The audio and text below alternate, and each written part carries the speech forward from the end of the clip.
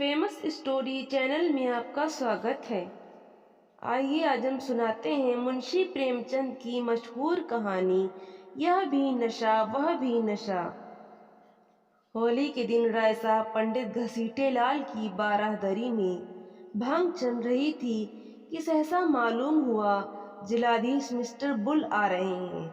Bull साहब बहुत ही मिलनसार आदमी थे और अभी हाल ही में विलायत से आए थे। भारतीय रीति नीति के जिज्ञासु थे, बहुधा मेले ठेलों में जाते थे, शायद इस विषय पर कोई बड़ी किताब लिख रहे थे। उनकी खबर पाते ही यहाँ बड़ी खलबली मच गई। सब के सब नंग धड़ंग मूसरचंद बने भंग छान रहे थे। कौन जानता था कि इस वक्त साहब आएंगे। फुर से भागे, कोई ऊपर जा छिपा, कोई घर में भागा, पर बेचारे राय साहब जहाँ के तहाँ निश्चल बैठे रह गए।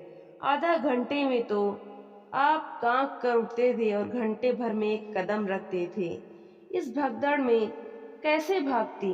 जब देखा कि अब प्राण बचने का कोई उपाय नहीं है तो ऐसा मुंह बना लिया मानो वो जानबूझकर इस स्वदेशी ठाठ से साहब का स्वागत करने को बैठे हैं। साहब ने बरामदे में आते ही कहा, हेलो राय साहब, आज तो आपका होली है। राय साहब ने हाथ बांधकर कहा, हाँ सरकार, होली है। बुल, खूब लाल रंग खेलता है।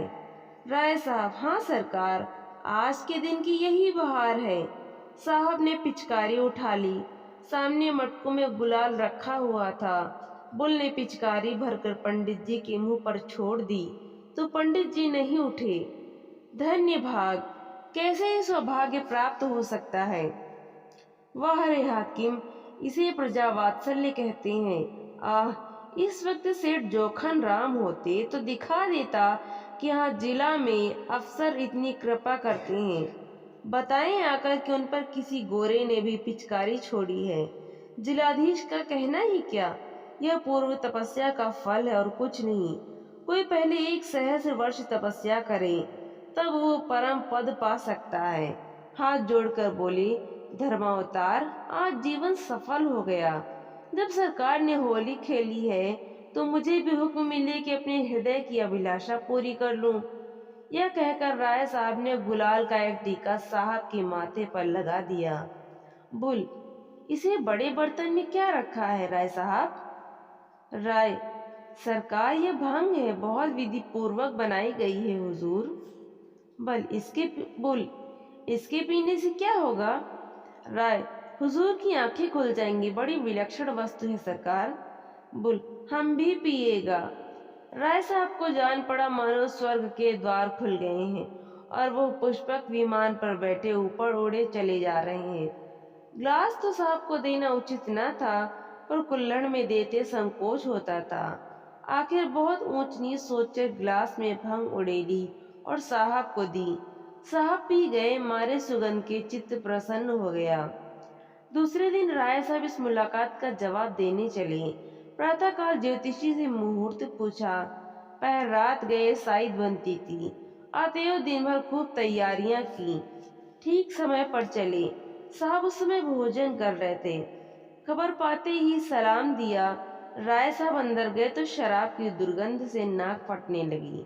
बेचारे अंग्रेजी दवा ना पीते थे, अपनी उम्र में शराब ना छुई थी।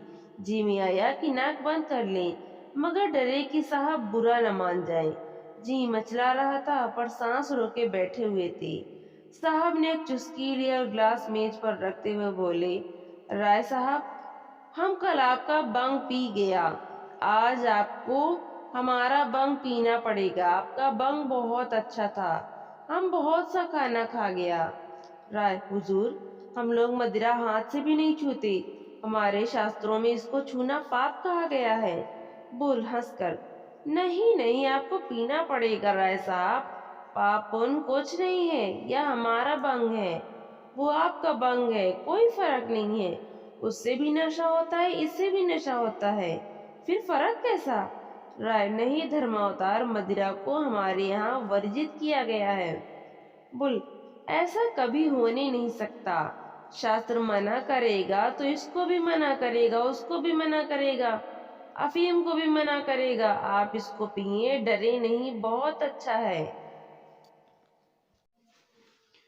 यह कहते हुए साहब ने एक गिलास में शराब उंडेलकर राय साहब के मुंह में लगा ही तो दी। राय साहब ने मुंह फेर लिया और आंखें बंद करके दोनों हाथों से साहब का हाथ हटाने लगे। साहब की समझ में यह रहस्य न आता था। वो वही समझ रहे थे कि यह डर के मारे नहीं पी रहे हैं। अपने मजबूत हाथों से राय साहब की गर्दन पकड़ी और गिलास मुंह की तरफ बढ़ाया। राय साहब को क्रोध आ गया। साहब खातिर से सब कुछ कर सकते थे पर धर्म नहीं छोड़ सकते थे। जरा कठोर स्वर में बोले, हुजूर, हम वैष्णव हैं, हम इसे छूना भी पाप समझते हैं। राय साहब इसके आगे और कुछ न कह सके। मारे आवेश के कंठावरोध हो गया।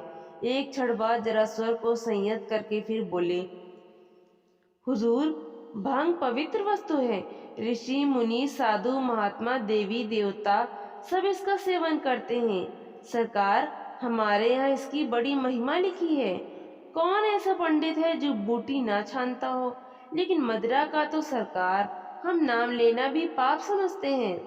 बुल ने ग्लास हटा लिया और कुर्सी पर बैठकर बोला, तुम पागल का माफिक बात करता है। धर्म का किताब बांग और शराब दोनों को बुरा कहता है। तुम उसको ठीक नहीं समझता। नशा को इसलिए सारी दुनिया बुरा कहता है कि इससे आदमी का अकल खप्त हो जाता है। तो बंग पीने से पंडित और देवता लोग का अकल कैसे खप्त नहीं होगा, यह हम नहीं समझ सकता। तुम्हारा पंडित लोग पीकर खप्त हो गया है, तभी तो वो कहता है यह अछूत है, वो नापाक है। रोटी नहीं खाएगा, मिठाई खाएगा, हम छू ले तो तुम पानी नहीं पिएगा। यह सब खप्त लोगों का बात। अच्छा सलाम। राय साहब की जान में जान आई। गिरते पड़ते बरामदे में आए, गाड़ी में बैठे और घर की राह ली। तो दोस्तों, आपको ये कहानी कैसी लगी? जो भी कहानी सुननी हो कमेंट में ज़रूर बताएं। वीडियो को लाइक करें, शेयर करें और चैनल को सब्सक्राइब करना बिल्कुल भी ना भूलें। तो मिलते हैं अगली नई कहानी के साथ। बहुत बहुत धन्यवाद।